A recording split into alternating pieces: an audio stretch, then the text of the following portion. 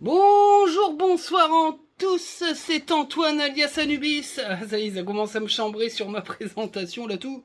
C'est que les gens commencent à s'y faire.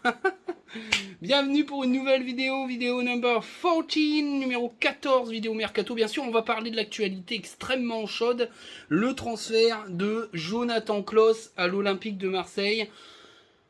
Je savais qu'il partait, je l'ai dit plusieurs reprises, bon, on m'a fusillé parce que beaucoup espéraient que Klaus et Seko ne partent pas, avaient du mal à se faire à l'idée qu'il quitte le club.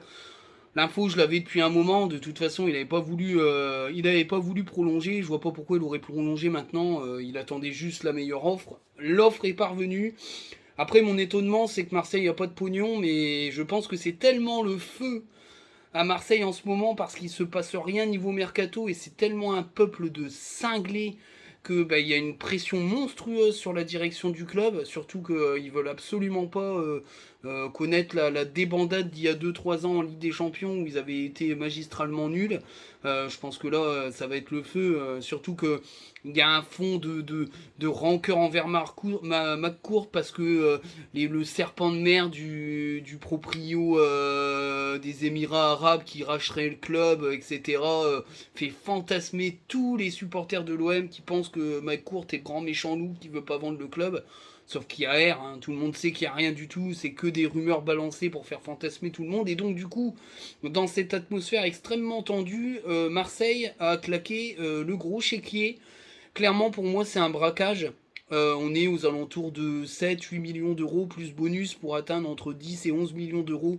Moi, je l'avais dit, hein, entre 10 et 11 millions, entre 10 et 12 millions d'euros, c'est un braquage. Eh ben, le braquage a eu lieu. Voilà, le joueur va partir. Il passe sa visite médicale apparemment d'après les multiples sources mardi ou mercredi. Bon vent à lui, merci pour tout, merci pour les travaux, et puis sayonara, je le continuerai un petit peu à le suivre sur une équipe de France, parce que j'aime bien Jonathan Klaus et j'aime son style. Maintenant, il passe dans une autre équipe, c'est Ciao Pantin, et voilà, on l'applaudira, pour moi en tout cas, on l'applaudira quand il viendra au stade. Maintenant, je vais mettre tout de suite un bémol. Les réactions sur les réseaux sociaux, c'est dramatique. Les mecs, ils ont aucune mesure. Maintenant, on a quand même le droit de les critiquer, parce qu'en plus, non contents d'insulter un joueur qu'ils ont sucé pendant 2 ans, comme si c'était la dernière des merdes, les mecs, en plus, on n'a pas le droit de leur dire que c'est dégueulasse, quoi. Le problème aujourd'hui, c'est qu'il y a un manque recul criant dans une partie de la communauté lançoise qui fantasme que Klaus et Seko vont rester jusqu'à leurs 40 ans. Sauf que c'est plus comme ça, les joueurs ils restent 2-3 ans, ils s'en vont et il faut en profiter sur le laps de temps. Maintenant, on en a pas mal discuté dans le space. Le club, il est en train de prendre une dimension monstrueuse. L'info qui a circulé, j'avais eu des bribes, c'est que Joseph Augourlian va tout faire pour racheter le stade, ce qui va changer clairement la donne. Mais quand je dis clairement, c'est clairement. Il y aura sûrement beaucoup de travaux à faire, c'est très très coûteux. Mais le but, c'est de transformer Bollard en un superbe écrin. Déjà ça nous faire changer de dimension. Et puis les négociations pour l'actionnaire minoritaire, ils avancent et Blitzer est extrêmement intéressé et il fera changer clairement de dimension le Racing Club de Lens parce que je pense que l'accord c'est que Blitzer injecte de l'argent pour les enveloppes mercato, ce qui fera des grosses enveloppes mercato, plus un stade qui appartiendra au club, c'est un truc de malade. C'est un truc de malade et ça te permet d'être dans le top 5 de manière pérenne. C'est clairement ça l'objectif. Donc voilà, il faut savoir raison garder parce que je sens très bien parce que pour moi c'est Fofana va partir mais là tout le monde commence à dire non il restera. Pour moi si Grossoff a 30-35 millions il part. Clairement là il va y avoir une vague de suicides et ça va insulter ces grands morts la direction alors que la direction gère ça mais de main de maître c'est un truc de mongol. Voilà. Maintenant, moi j'ai dit ce que j'avais à dire sur les réseaux sociaux. Je trouve ça lamentable, le comportement de certains. On peut être triste, avoir un peu de somme, mais on est quand même respectueux d'un mec qui a amené le Racing Club de Lens là où il est aujourd'hui et qui a le droit à 30 ans d'avoir un dernier. Il part pas à l'étranger, il part pas à l'étranger, on s'en branle. Le but c'est que les pognons arrivent sur la table. C'est pas. Un concurrent direct. Bah peut-être. Mais ça veut pas dire que si Klaus s'en va, nous on va être nuls. Voilà, déjà je trouve ça terrible. terrible pour Cabot, parce qu'on est en train de dire que Cabot c'est de la merde, il est nul comparé à Klaus, mais je suis désolé, moi Cabot en début de saison, reconverti en piston droit, il était largement dans les temps de passage de Klaus, et après il se blesse. Voilà, bon c'est tout, un Cabot à 100%, il va montrer des choses. Voilà, donc faut arrêter d'être dans le somme perpétuel de perdre des joueurs, on en perdra encore. C'est comme ça, on n'est pas un top club de Ligue 1 qui peut conserver ses joueurs 4 ans, on est un club qui joue le top 10 et qui peut conserver ses joueurs 2 ans, 3 ans maximum, et puis basta, mais c'est comme ça. Surtout qu'en plus, la plupart des contrats, c'est des contrats de long de 4 à 5 ans. Le club veut absolument récupérer sa mise si au bout de 2 ans ou 3 ans le joueur part. C'est comme ça que ça se passe et puis basta. Donc voilà. Après, moi je souhaite que Seko Fofana reste parce que c'est un pilier de l'équipe. Mais après, c'est le football, il faut savoir l'accepter. Voilà. Alors tout ça nous amène à ma vidéo Mercato. J'ai vu des infos il y a une semaine, mais j'attendais que le dossier Klaus se décante. Parce que je savais que les approches de Marseille étaient sincères, mais que vu ce qu'ils proposaient comme pognon, ça allait mettre du temps avant que ça se négocie. Et puis je pense que le club attendait un petit peu que ça bouge en PL, parce qu'ils étaient sûrs que 10, 11, 12 millions d'euros seraient claqués sur la table, je pense, parce qu'ils en ont la capacité. Maintenant, Marseille voulait absolument le joueur, donc ils ont sorti le chéquier parce qu'ils ont senti que ça frémissait de l'autre côté. Surtout avec les infos un peu Manchester et tout, je pense qu'il y a eu un coup de pression et le club marseillais a bougé, a décidé de sortir le chéquier. Maintenant, ce que j'avais dit dans les autres vidéos est toujours d'actualité. Pour moi, c'est mon humble avis et c'est les infos que on m'a présentées et que j'ai recoupées par plusieurs biais. On se dirige vers le recrutement d'un piston gauche. Je m'explique. On aura la réponse samedi. C'est-à-dire de savoir si Frankowski sera titulaire à la place de Cabot. Maintenant, si face à l'Inter, Cabot est à droite et Frankowski à gauche, ça veut dire qu'un piston droit sera recruté. Parce que Mamadou Thiam, ça me paraît léger, et que on peut pas être sur une jambe comme on a fait en fin de saison, où derrière Klaus, c'était Frankowski qui terminait le match à droite complètement cramé et que Machado rentrait. Je pense que ça, il en veut plus. Francaise, il veut un groupe resserré, mais de très grosse qualité, donc de toute façon, il y aura un recrutement. Mais les infos que j'ai, c'est que la liste de joueurs suivis plus resserrée par le club, c'est une propension assez grande de piston gauche. Voilà, clairement. On va commencer. Alors, entre le moment où j'ai fait la vidéo et le moment où je reparle là, on parle bien de liste, hein. J'ai pas dit qu'il y avait des approches, je le redis parce qu'à chaque fois on vient me casser les couilles pour me dire insider. Non, c'est des listes. Voilà. Après les joueurs sont suivis. Si le club bouge pas, c'est qu'il est en stand-by, c'est qu'il n'est pas forcément très convaincu à 100% qu'il faut y aller, ou c'est que le joueur n'a pas envie de rejoindre le club. Ça, moi j'en sais rien. Mais voilà, il y a une liste de joueurs, j'ai la possibilité d'y avoir accès, plus d'autres petits doigts qui me filent des noms et que je recoupe, etc. Si les noms sont sur la liste, j'en parle plus facilement. Là, c'est exactement le cas. J'ai pris la liste et on m'a soufflé des noms et ils sont sur la liste. Donc j'en parle plus facilement que les autres noms. Voilà, mais après, je peux pas parler de tout le monde. Là, il y a 17 noms, je crois, sur la liste que j'ai là, la dernière. Bon, je veux pas parler des 17 joueurs, mais voilà. Alors on va commencer par Victor Christiansen, j'en ai parlé à plusieurs reprises, qui veut dire qu'il est suivi de manière continue par le club, il joue à Copenhague, 19 ans, clairement on en a déjà parlé, c'est un jeune très très prometteur, très vif, très rapide, il fait 1m80, c'est déjà une taille un peu plus au-dessus, il me plaît beaucoup, voilà, parce que les retours des suiveurs du foot nordique, clairement c'est un futur très bon. Et il est toujours suivi par le club. Il fait toujours partie de la liste. Maintenant, vu que Klaus est parti et que les pognons vont arriver, ça va bouger. Clairement, dans les une semaine et demie, ça va bouger, clairement. Donc j'en reviens pas dessus parce que j'en ai déjà parlé dans les vidéos, donc vous y retournez avant. Mais en tout cas, lui, il est suivi depuis un moment. Ensuite, on m'a parlé d'un joueur, on m'a parlé de deux joueurs, voilà. C'est une personnalité voilà, qui suit un peu les actualités mercato, qui m'a soufflé deux noms qui auraient été très suivis ces derniers temps par rapport à leur situation. C'est Borna Barišić, 29 ans, qui joue au Glasgow Rangers. Donc Cédric peut-être connaît, hein, Cédric le tweetos qui suit les Celtics, bon c'est le club ennemi, mais Barišić, croate, 29 ans, 126 matchs de ligue écossaise, 5 buts, 20 ou 25 passes décisives. C'est un profil intéressant, un peu un profil à la Klose, dans le sens où c'est un joueur qui a déjà de la bouteille, mais qui a beaucoup plus d'expérience du haut niveau que Klose.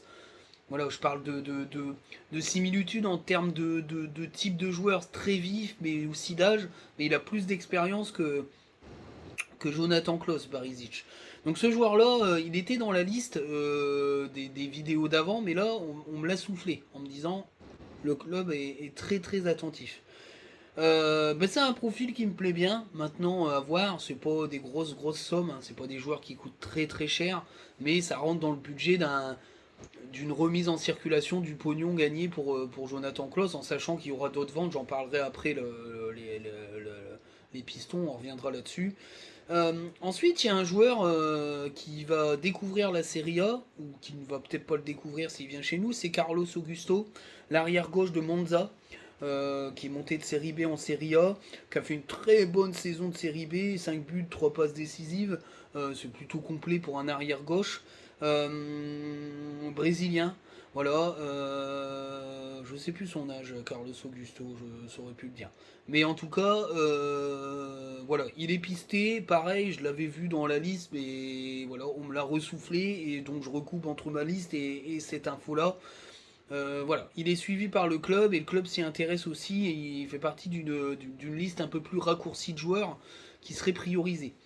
Ensuite, il y a un joueur que certains doivent connaître, dont c'est un nom qui revient pour les suiveurs du foot, c'est Edouard Sobol, l'arrière latéral ukrainien du FC Bruges. C'est pareil, on en a beaucoup parlé. D'une parce que il est très abordable niveau prix, et de deux parce qu'il souhaite pas rester à Bruges. Il a un bilan de 3 buts et 11 passes décisives, c'est plutôt correct en 60-70 matchs, ça reste intéressant. Bon, on n'est pas sur les stats d'un Jonathan Klose, mais en tout cas, c'est plutôt pas mal. Ensuite, c'est pareil, c'est un joueur qu'on connaît parce que c'est un international régulier, c'est Kasper Auger, qui joue au Sparta Prague. Pareil, 28 ans, c'est un joueur aussi qui est assez régulier dans ses stats, il a plus d'une dizaine de passes sur 70-80 matchs, il a pas mal marqué aussi, Kasper Auger. Pareil, on en a parlé aussi, et voilà, il fait partie aussi d'une liste un peu resserrée de joueurs qui sont plus suivis. J'avais parlé de certains joueurs, mais ils ont déjà été, ils sont engagés ailleurs. Donc c'est vrai que du coup là, il y a eu un renouvellement de la liste. Ensuite, je vais vous parler d'un joueur dont on me dit fortement que le joueur s'y intéresse. C'est Kai Wagner. Alors, ça n'a rien à voir, hein, mais Kevin Nieto en a parlé il n'y a pas longtemps. Kevin Nieto qui est un super scooter, qui est vraiment très calé au niveau MLS. Alors ça n'a rien à voir avec le fait qu'il avait parlé de Bookcha avant qu'il signe, parce qu'on en avait déjà parlé entre deux de Kai Wagner, et il est suivi par le club. C'est un peu plus récent, parce que le scouting externalisé a un petit peu fait tilter le nom, surtout depuis que le départ de Klose était acté dans le fait que les négociations avec Marseille étaient en continu et qu'il allait partir à Marseille dès qu'il lâchait le pognon. C'est un Allemand, 25 ans, il joue à Philadelphia, arrière gauche, 21 matchs, 5 passes décisives, c'est plutôt très correct. Gaucher, très rapide, très puissant, il sait défendre, il sait attaquer, c'est un joueur assez complet, un profil vraiment très proche de Jonathan Klose, et le club s'y intéresse fortement. Voilà, et quand Kevin Nieto parle d'un joueur, il faut plutôt s'y pencher parce que ça veut dire que la qualité elle est là, et clairement, voilà, c'est un peu la tête de gondole des joueurs que je vous ai cités. Donc Kai Wagner. Maintenant, moi Kai Wagner, ça me kiffe parce que j'en ai parlé avec des suiveurs et ils sont assez hypés. Mais Victor Christiansen, je mets ma piécette dessus, hein. J'aimerais bien qu'il vienne. Parce que franchement, le jeune là, il est vraiment très bon. Alors après, il y a d'autres profils qui sont observés, surtout en Ligue 1. Et puis il y a Reabchuk aussi, hein, j'en avais parlé à plusieurs reprises. Le latéral gauche de l'Olympiakos, le Reabchuk, il est quel Reabchuk, je crois qu'il doit être ukrainien, ou alors c'est une autre nationalité, enfin c'est un joueur de l'Est. Oh, c'est logique en même temps. Mais je crois qu'il est ukrainien, Reabchuk. Mais je veux pas dire de bêtises. Reabchuk qui joue donc en Grèce, et pareil, il est toujours dans la liste. Parce qu'il y a des noms qui disparaissent en fait dans la liste. Et il est toujours présent, donc il est toujours suivi. Maintenant, le club, il va avoir une petite somme à mettre. Ces joueurs-là, ils coûtent pas plus de 4 à 5 millions d'euros. Donc il y a moyen de réinjecter une partie de la somme et de recruter. Un joueur qui est suivi, mais qui va être trop cher, je pense, et c'est pour ça qu'ils suivent un petit peu, c'est Nicolas Kozza, qui joue à Montpellier. 25 ans, je crois, 24-25 ans. Nicolas Kozza, il commence à prendre de l'âge un petit peu, hein, c'est plus un espoir du club. Sa situation contractuelle, je la connais pas, mais en tout cas, on m'a dit qu'il y avait un œil dessus. Donc, mais bon, les prix, c'est très cher, c'est très très cher. C'est vraiment très très cher. Donc voilà. Mais en tout cas, voilà, il fait partie des joueurs un petit peu surveillés. Alors moi, je reste sur une idée de piston gauche, mais quand même, on m'a cité et j'en avais déjà parlé et ça revient, donc faut quand même faut voir ce qui va se passer au match amical contre l'Inter. Il y a toujours un suivi de plusieurs défenseurs piston droit, même si pour moi la tendance va plutôt sur le recrutement d'un piston gauche et d'un reclassement de Frankowski à droite qui pour moi va être meilleur à droite qu'à gauche parce qu'il a très peu joué à droite et moi j'ai trouvé assez bon à droite dans le match de prépa. Alors dans la liste, il y a des joueurs que j'ai déjà cités. Hein. Juranovic qui joue au Celtic, c'est pareil. C'est du très très haut niveau, c'est une limite liste VIP, je l'ai dit à plusieurs reprises, mais il est vraiment suivi par le club. Peut-être, il a 26 ans, peut-être pas là, mais pour l'avenir, c'est un joueur qui voudrait recruter. En plus, c'est pas un gros coût financier. Je pensais qu'il était plus cher que ça, mais non. En parlant avec des fans, il est valorisé quoi un billet de 6-7 millions d'euros, il part. Donc franchement, c'est un super joueur. Juranovic, croate, avec un super bilan, hein, je l'ai déjà dit. Il est quand même très très fort, Juranovic. Il a des très très très très bonnes stats. Très bonnes stats. Ensuite, il y a Amar Dedic. Je l'avais déjà cité à plusieurs reprises, le jeune bosnien qui joue au Red Bull Salzbourg, qui a été prêté en Ligue 2 autrichienne. Il est suivi depuis un an, plus d'un an on m'a dit. Hein. Ça fait plus d'un an et demi qu'il le suit parce qu'il a été recruté. Il a été recruté très jeune à Salzbourg, hein, qui font toujours un peu de la data jeune. Et il a été prêté la saison dernière en Autriche où il a été observé par la cellule data scouting externalisée du club. Hein. Je vais pas rappeler le fonctionnement, mais voilà. Et donc du coup, il est très observé et il revient régulièrement. Donc à voir. Après Salzbourg, je sais pas c'est quoi leur modalité de vente, mais ça doit être comme Santos avec Marcos Leonardo. Ça doit être très très cher quand ils vendent des joueurs. Ensuite, on a évoqué Tchernobalde à plusieurs reprises. D'une parce qu'il est polyvalent, il est capable de jouer en axial droit. Le truc, c'est qu'il est beaucoup plus proche du LOSC que de Lens et que on est sur un système de prêt. Clairement, là, dans la stratégie du club, on n'est plus là-dessus. C'est-à-dire que le club veut recruter, il veut engager des joueurs. Les prêts, c'est vraiment plus l'objet pour le moment dans la pérennisation du club, c'est des contrats purs et durs. Le prêt, c'était clairement pour installer le club en Ligue 1 et que le profil de Kalimundo collait absolument à ce que voulait Francaise et que dans la trésorerie du club, c'était beaucoup plus simple de se le faire prêter. Là maintenant, clairement, on n'est plus sur du transfert et Tchernou Baldé, c'est plus un prêt de la part du Paris Saint-Germain. Maintenant, il fait partie des joueurs qui sont observés, mais il est beaucoup plus proche du LOSC que du Racing Club de Lens. Dans les autres joueurs piston droit qui sont régulièrement observés par le club, il y a Marcus Pedersen qui joue au Feyenoord, le Norvégien, qui fait des très bonnes saisons là-bas. Je sais plus son âge du tout, mais en tout cas, voilà, c'est un profil un peu nordique qui est assez prisé par le club. Et puis un joueur qu'on connaît un petit peu de nom quand on suit le foot, c'est Christian Manea, latéral droit très intéressant roumain qui joue à Cluj. c'est quand même un joueur qui a l'habitude de jouer des compétitions européennes avec Cluj, qui est quand même un pensionnaire assez régulier des Coupes d'Europe, même si ça performe pas tout le temps.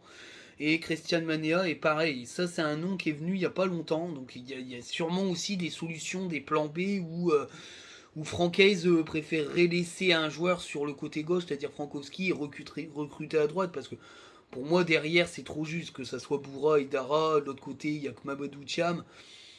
Ça me paraît plus logique et c'est le sens un peu des infos qui reviennent que Frankowski bascule à droite et qu'on double le poste de Machado avec un concurrent direct qui serait recruté. Voilà. Alors au rayon d'autres infos, je vais encore une fois redire que la piste de Minguet c'est pas du flanc. J'en ai parlé avec un journaliste de West France parce que moi j'en ai parlé avant et il y a un supporter canet qui nous a mis en contact parce que comme il y avait pas mal de démentis puis que ça disait que c'était des conneries, le journaliste de West France m'a dit clairement que c'était le cas, qu'il y avait une approche concrète du Racing Club de Lens. Maintenant, est-ce que c'est pour cette saison ou est-ce que c'est un achat avec un prêt en sachant que l'année prochaine ça va se décanter et qu'il intégrerait le club l'année prochaine? On peut partir là-dessus. C'est-à-dire que le club commencerait à acheter des joueurs pour le futur du club en sachant qu'ils vont le prêter dans la foulée. Il m'a dit que c'était une possibilité, que c'est pour ça que ça discutait, que ça discutait beaucoup aussi avec le joueur. C'était soit de Minguet incorporer le groupe en cas de départ de Seko Fofana, même si c'est pas du tout le même poste, mais Franquès jouerait différemment, en sachant qu'Abdoul Samed est quand même capable d'avoir cette capacité de box-to-box, mais on jouerait différemment, surtout en 3-4-3, enfin, on en a parlé un petit peu. Soit Deminguet viendrait au club, maintenant il a 24-25 ans, et serait prêté en Ligue 1. Une saison, en attendant qu'il revienne en tant que membre total de l'équipe lançoise après un départ de Seko Fofana la saison prochaine, parce que je pense pas qu'il. Et après, il renouvellera pas, donc il sera sûrement cédé, Seko Fofana. Voilà, c'est un peu l'info qui m'a glissé, mais les discussions existent. Voilà, c'est pas du flanc, c'est pas un moussage de joueurs. De toute façon, moi, des infos que j'ai personnellement, c'est qu'il est suivi depuis 2 ans, que le club attendait que ça soit l'hémorragie à Caen pour actionner, ça parce que je connais des gens qui sont dans l'entourage de ceux qui s'occupent un peu de la carrière de Deminguet par rapport à mon taf. Et surtout, Deminguet, il veut pas prolonger à Caen, quoi. Il veut partir, le Penant étant parti, il n'y a plus grand chose à Caen, il veut quitter, il veut aller voir là-haut. Donc voilà.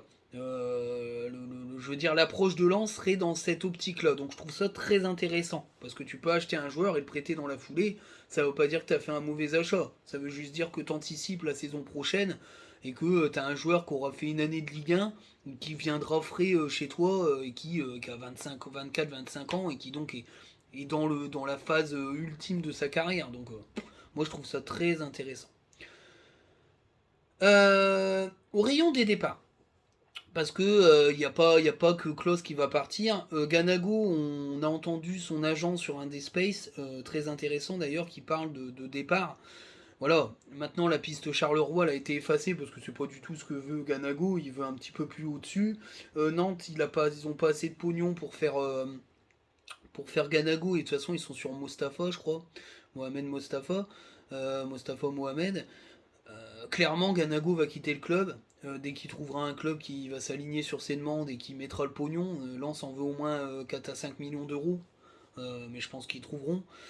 Banza est de plus en plus proche de Braga, on me l'a clairement signifié, là, on en a parlé, là, il y a eu des tweets de mi ce matin, parce que bon, là on est mardi, je le dis, mais ce matin il y a eu des tweets, mais on m'a confirmé qu'il se rapprochait de plus en plus de Braga. Alors c'est vrai que il aurait pu rentrer dans une rota, mais c'est pas ce qu'il souhaite le joueur. C'est pas ce qu'il souhaitait l'année dernière et c'est pas ce qu'il souhaite cette année. Il veut pas être une doublure.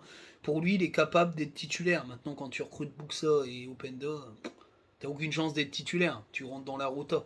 Et d'ailleurs, pour Francaise, Sotoka passe devant Banza, donc Banza se satisfait pas. Il peut rentrer titulaire à Braga, qui a un plus gros club en termes de Braga qui joue régulièrement l'Europe, c'est ce que je veux dire par rapport à Lens ces dernières années, il va clairement aller à Braga, quoi, si Braga met le pognon.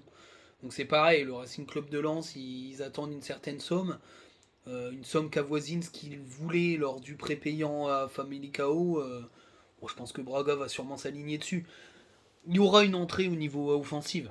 Parce que Robaille, Boli, Fortes vont partir. Il y aura des prêts.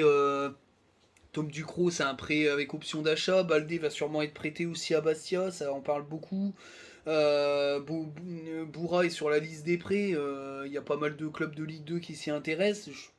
Voilà, le club le trouve un peu trop tendre cette saison pour prétendre à une place fixe en rota. Et puis surtout, les ambitions sont quand même assez élevées.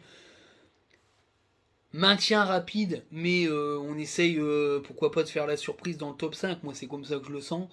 Et pour moi, Boura, c'est assez compliqué en rota d'espérer accrocher quelque chose avec Boura. Ça me paraît léger. Ouais, ça me paraît léger. Donc voilà, il va y avoir des départs, il y aura d'autres arrivées. Voilà. Pour moi, le mercato est pas clos. Beaucoup disent qu'il est clos, mais pour moi, il n'est pas clos. Donc, pour moi, il y a encore une ou deux arrivées. Voilà. Une ou deux, trois maxi. Si Seko Fofana part, il y aura trois arrivées. Sinon, pour moi, il y aura une ou deux arrivées là, clairement. Parce qu'après, quand tu vends Ganago et Banza, clairement, tu peux refaire un attaquant à 2-3 millions d'euros. D'ailleurs, j'en ai parlé pas mal de cet attaquant-là, j'aimerais bien qu'il vienne. Pour l'instant, je dis rien, mais voilà. J'en ai parlé, donc les gens sauront me dire, mais j'en ai parlé un petit peu de cet attaquant-là. Après, il est très demandé, donc pas sûr qu'il vienne chez nous, mais voilà, mon petit clin d'œil veut dire quelque chose. Mais il sera hypé parce que je l'aime beaucoup. Enfin, je le trouve très bon. Voilà, mais je ne dirai pas plus. J'en dirai pas plus. Donc voilà. Alors, au niveau du milieu VIP, bah, vous pensez bien que pour l'instant, c'est totalement bloqué par le départ de Seko Fofana. C'est-à-dire que s'il reste, il n'y a pas de milieu VIP, clairement. Hein. Voilà, maintenant le temps joue pas en faveur de Lens sur ce type de gros dossier parce que les joueurs veulent être rapidement, comment dire, ils veulent être rapidement calés sur ce qu'ils vont faire de leur saison. Donc à mon avis, si ça traîne trop, il n'y aura pas de gros recrutement au milieu de terrain sur ce mercato là. Voilà. Bon bah écoutez, sur ce je vous laisse, j'espère que la vidéo va vous plaire. Voilà, hasta la vista, à très bientôt pour une nouvelle vidéo. Ciao.